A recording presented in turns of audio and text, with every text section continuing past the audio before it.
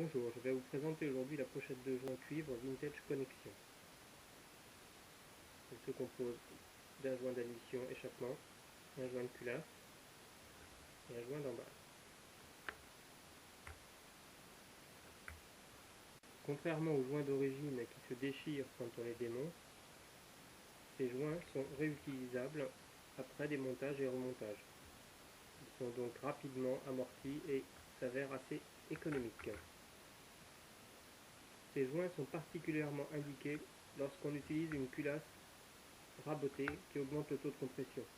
Les joints cuivre supportent bien mieux la compression que les joints carton qui ont tendance à brûler en contact d'une culasse rabotée ou d'un cylindre préparé.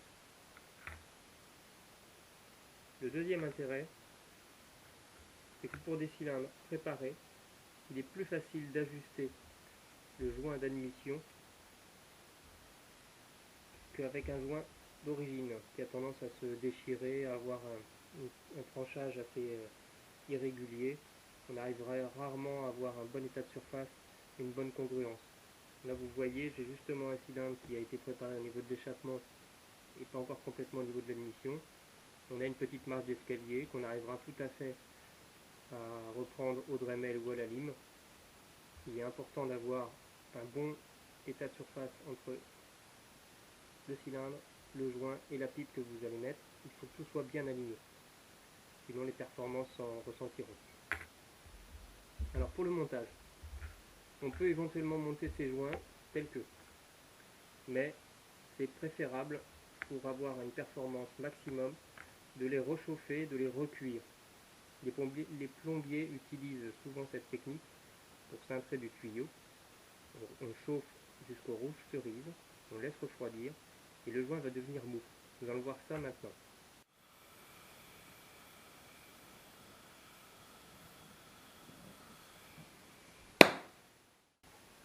Une fois chauffé et refroidi, on obtient des joints avec une coloration brune. Ils ont la particularité maintenant d'être très souples et malléables.